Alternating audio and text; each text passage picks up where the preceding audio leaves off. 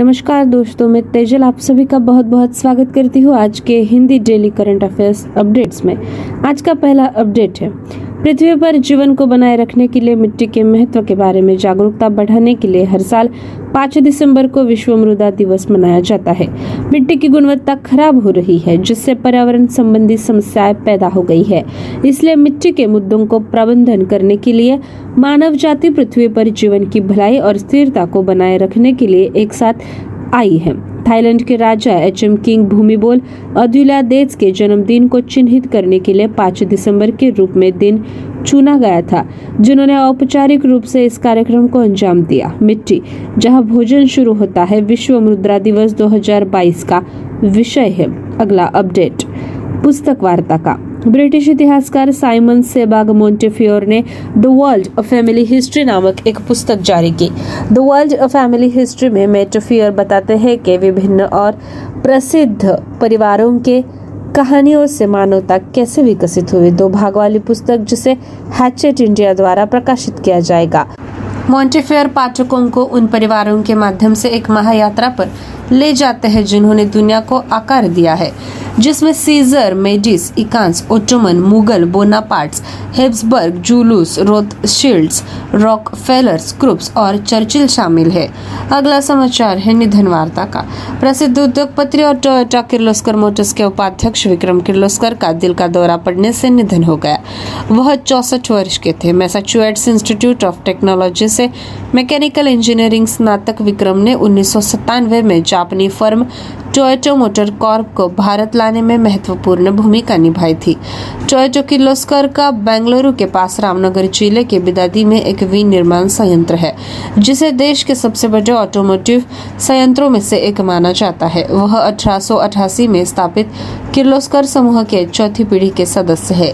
अगला अपडेट है अर्थ समाचार का। मार्च 2024 तक विस्तारा एयरलाइंस का टाटा के स्वामित्व वाली एयर इंडिया में विलय हो जाएगा, कंपनी ने हाल ही में घोषणा की। सिंगापुर एयरलाइंस, जो टाटा के साथ अपने संयुक्त उद्यम में विस्तारा में अल्पसंख्यक हिस्सेदारी का मालिक है, बढ़े हुए एयर इंडिया का लगभग 25% हिस्सा होगा, जिसमें यह 2000 करोड़ रुपए से अधिक का निवेश करेगा। वर्तमान में विस्तारा में 51% हिस्सेदारी टाटा के पास है, जबकि सिंगापुर एयरलाइंस 2013 में स्थापित संयुक्त उद्यम में शेष 49% का मालिक है। यह टाटा द्वारा एयर इंडिया के पुनर्निर्माण की दिशा में एक बड़ा कदम है, जो परिवार द्वारा संचालित समूह द्वारा स्थापित एक कंपनी है, जिसका बाद में राष्ट्रीयकरण किया गया। अगला समाचार शिखर सम्मेलन का। ग्लोबल टेक्नोलॉजी समिट का 7वां संस्करण 29 नवंबर से 1 दिसंबर तक नई दिल्ली में हाइब्रिड प्रारूप में आयोजित किया गया था। शिखर सम्मेलन भू प्रौद्योगिकी पर भारत का वार्षिक प्रमुख कार्यक्रम था और इसकी सह मेजबानी विदेश मंत्रालय और कार्नेगी इंडिया द्वारा की गई। GTS 2022 में 50 से अधिक पैनल चर्चाओं, मुख्य भाषणों, पुस्तक विमोचन और अन्य कार्यक्रमों में 100 से अधिक वक्ताओं ने भाग लिया। शिखर सम्मेलन में भाग लेने के लिए दुनिया भर से 5000 से अधिक प्रतिभागियों ने पंजीकरण किया। अगला अपडेट है रक्षा समाचार का। भारत मलेशिया संयुक्त सैन्य अभ्यास हरिमऊ शक्ति 2022 28 नवंबर 2022 को पुलाई क्लुआंग मलेशिया में शुरू हुआ। भारतीय और मलेशियाई सेना के बीच वार्षिक प्रशिक्षण अभ्यास 12 दिसंबर 2022 को समाप्त होगा। सैन्य अभ्यास मलेशिया में आयोजित किया जाएगा। हरिमऊ शक्ति 2022 अभ्यास में संयुक्त संचालन में प्रशिक्षण और संचालन दोनों शामिल होंगे। भारतीय सेना की गढ़वाल राइफल्स रेजिमेंट और मलेशियाई सेना की रॉयल मलय रेजिमेंट के युद्धानुभवी सैनिक अभ्यास में भाग ले रहे हैं। अगला समाचार। बिहार के मुख्यमंत्री नीतीश कुमार ने राजगीर में हर घर गंगा जल परियोजना का शुभारंभ किया। यह राज्य के सूखे क्षेत्रों में नल पर गंगा जल उपलब्ध कराने की एक अनूठी और महत्वाकांक्षी पहल है। यह योजना मानसून के मौसम के दौरान गंगा के अतिरिक्त पानी का संचयन करने में मदद करेगी। पानी को राजगीर और गया के जलाशयों में संग्रहित किया जाएगा। इसके बाद 3 उपचार और शोधन संयंत्रों में भेजा जाएगा, जहां से इसे जनता को आपूर्ति की जाएगी। हर घर गंगा जल बिहार सरकार की जल जीवन हरियाली योजना का हिस्सा है। अगला अपडेट है बैंकिंग समाचार।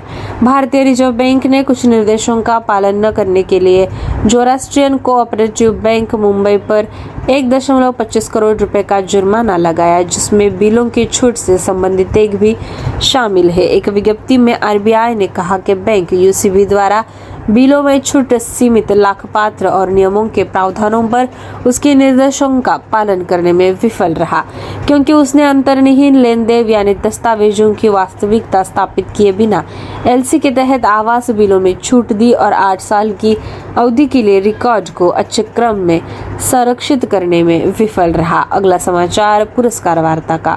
भारत में विरासत संरक्षण अभियान के लिए अभूतपूर्व बढ़ावा देने की दिशा में 4 पुरस्कार देश के खाते में आए। सांस्कृतिक विरासत संरक्षण के लिए यूनेस्को एशिया प्रशांत पुरस्कार बैंकॉक में छत्रपति शिवाजी महाराज वास्तु संग्रहालय और भायखला स्टेशन मुंबई महाराष्ट्र और तेलंगाना में गोलकुंडा किला, हैदराबाद और डोमाकोंडा किले कामारेड्डी के कुओं को दिए गए। 6 देशों में अफगानिस्तान, चीन, भारत, ईरान और नेपाल, थाईलैंड की 13 परियोजनाएं हैं जिन्हें एक अंतर्राष्ट्रीय जूरी द्वारा सम्मानित किया जाएगा। अगला अपडेट है विज्ञान और प्रौद्योगिकी का। चेन्नई स्थित निजी अंतरिक्ष तकनीक स्टार्टअप अनधिकृत कॉस्मोस ने श्रीहरिकोटा में भारत का पहला लॉन्च पैड स्थापित किया। भारतीय अंतरिक्ष अनुसंधान संगठन ने लॉन्च पैड स्थापित करने के लिए निजी स्टार्टअप अग्निकुल कॉस्मोस का समर्थन किया। कंपनी ने एक तकनीकी प्रदर्शन मिशन की योजना बनाई। श्रीहरिकोटा के सतीश धवन अंतरिक्ष केंद्र में इसरो के अध्यक्ष और अंतरिक्ष विभाग के सचिव सोमनाथ ने इसका उद्घाटन किया। अग्निकुल का पहला प्रक्षेपण एक नियंत्रित और निर्देशित मिशन, एक पेटेंट इंजन का उपयोग कर ऊर्ध्वाधर प्रक्षेपण उसी लॉन्च पैड से लॉन्च हो गया। दोस्तों, ये थी हमारी डेली करंट अफेयर्स हिंदी भाषा में। मिलते हैं अगले सत्र में। आप सभी का बहुत बहुत शुक्रिया।